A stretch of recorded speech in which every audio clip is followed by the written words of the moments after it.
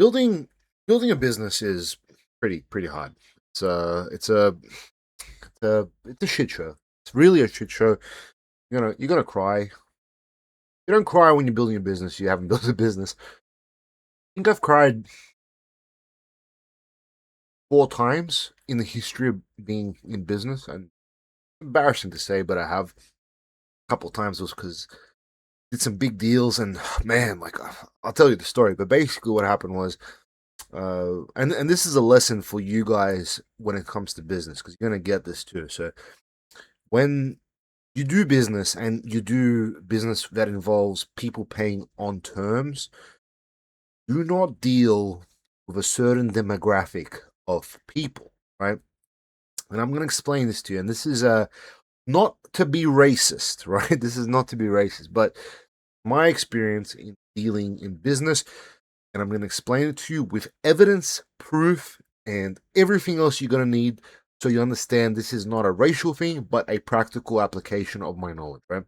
So, every single time I have dealt with Indians, and I've traveled to India, and I've dealt with Indians in Australia, the invoices have always been late, and it's a culture thing. You have to understand. There's a cultural difference in doing business, and this is something that you guys have to understand too. Every single place that you do business is going to have a different way of processing, right? So when, for example, like in the UAE, when I got to the UAE for my first time, no one taught me how to deal with varieties, right? But I had a sense because you can kind of tell the flow of the way they do business. So, for example, I landed at Dubai. They picked me up, right? The guy that I was doing business with is this gentleman. He owned a what do you call it? Like a sports treadmills, weights. He imported them basically from Germany. So he would sell like fitness equipment, right? And what he was doing, he was getting into the health nutrition space because he got a brand contract for a friend of mine for South Africa, and for whatever reason, it started to sell. And he's like, "Look, he's gonna expand." Anyway, so I got hooked up with him, got in the car, really nice guy, and like the thing is, like being an Australian, and I just flew in from India too, right? So I was feeling a little bit sick too. I wasn't feeling my best. I was kind of like trying to hope to get into the thing, like to the swing of things, just to kind of close this deal, see what's what, and go back to my hotel room and have a sleep because I was morally, physically, emotionally drained from India. And anyway, get in the car with him. He picks me up in this beautiful car. Uh, it's like, how are you? He offers me water. It's like all chilled, like very very Dubai-esque type of stuff. And I'm like, yeah, thank you. Obviously, like I've been in business for a while, so I'm very respectful, and like I try to steer the conversation towards business, and he was trying to steer it gently back. Now, the lucky part for me was that he spoke Russian because I speak Russian, obviously, and he started speaking Russian. And when I speak Russian, I slow down a lot because the Russian language is more intricate, so you you say stuff differently, right? Hard to explain unless you're a multilingual, and if you are, you understand what I mean.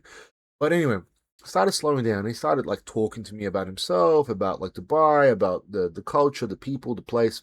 And what I realized is within 15 minutes of the car ride, I'm like, okay, we are in a place where it's a get to know one another first. He doesn't care so much about the product, he cares about the person behind the product. And while the West would say that is the key element between any business deal, it is complete bullshit. What they care about is how fast the product will sell, which then relates to who's behind the product and so on and so forth. But the ticket is how fast it sells. Whereas in Dubai, who's behind the product because they can't sell anything, right? So there's a nuance, right? Anyway, so he started talking to me. All is good. He showed me his first store. He showed me his second store, then his third store, and then the next, and then he introduced me to his offsider, his second guy in command, who was in charge of sports and nutrition. And look, fair warning, this guy had no idea what he was doing. He was incapable as anyone I've ever seen in my entire life. This guy was probably the worst hire I would have ever seen of hires, but he obviously had a good relationship with the boss, who I was speaking to. So the boss put a lot of trust in him. But from speaking to him, this guy had fucking no clue what he was doing, right? So, guys, I want you to imagine how difficult this is. You have a capable business owner with an offsider who the business owner trusts, but this offsider has no fucking idea what he's doing. So, you gotta weave your way between stuff, right?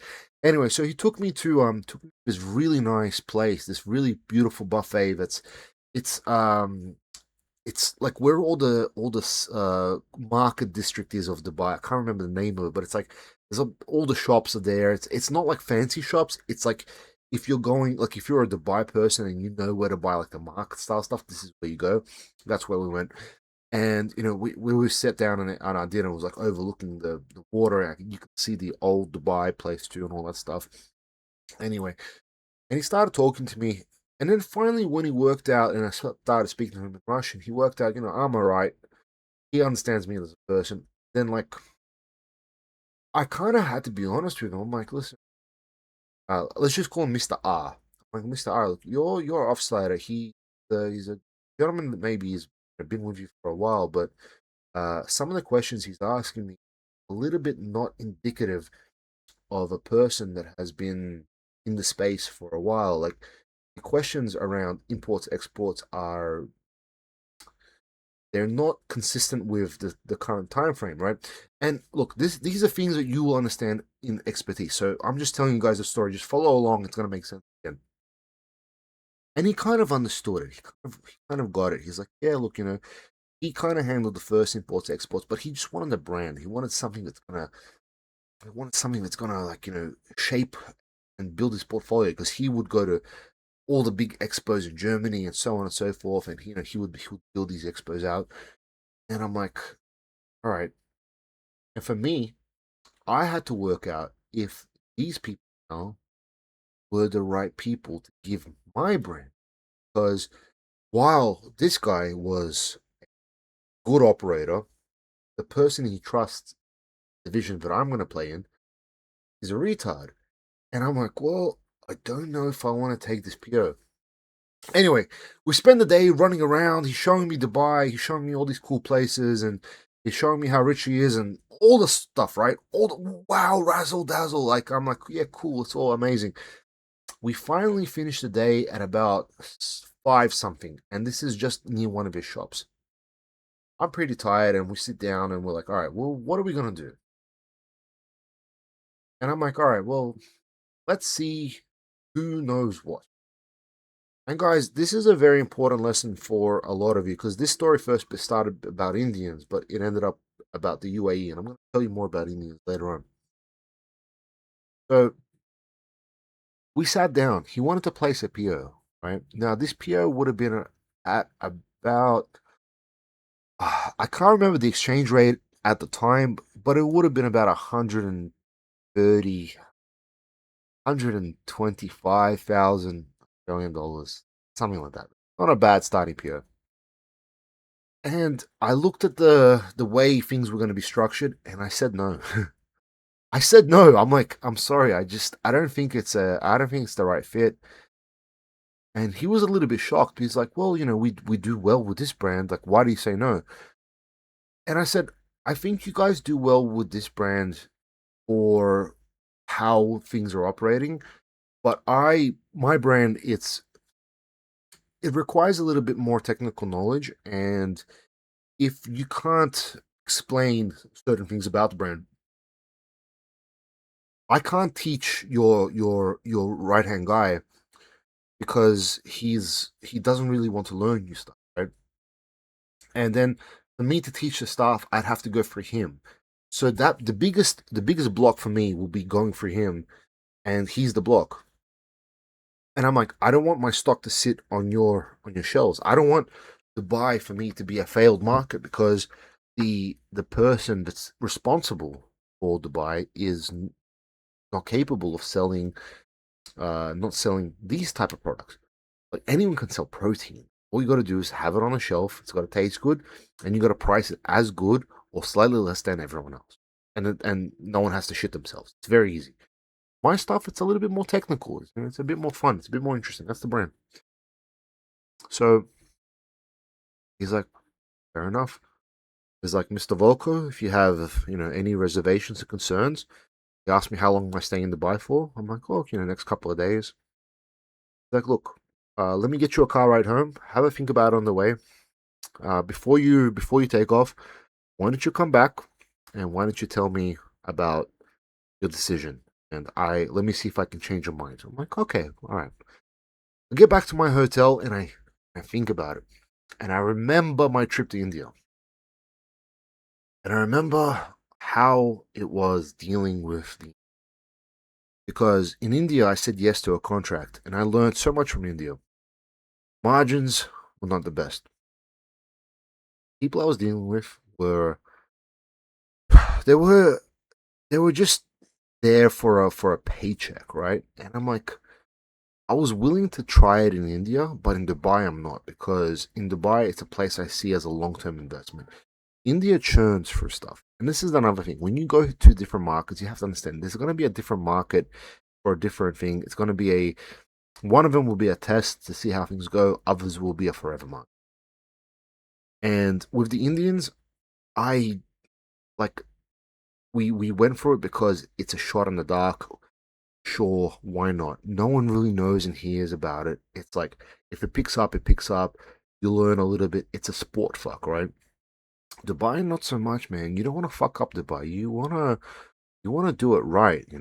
And when I thought about my experiences in India and how it was probably not the right fit, but there was no right fit there because it's all the same versus how I want Dubai structured, I said no. I'm like, I don't want it. I don't want it. So what I did is I started focusing on other markets. I opened up two other European markets and then I opened up a Polynesian market. And my choice on that was much better because I knew the headaches I had from India would continue on. And finally, in Dubai, we're actually starting to grow and expand. Like, we finally got a distributor that's interested, someone that actually knows how to sell products. So, guys, my lesson to you is this: when you pick your customer, you're gonna cry sometimes from the experiences. Those experiences will teach you say either yes or no to the right customers at the end of that crying. And don't be afraid, man. Like sometimes the worst experiences in your life in business will lead you to the better decisions later on that will open bigger doors because at the end your net profit, your net position will always be better.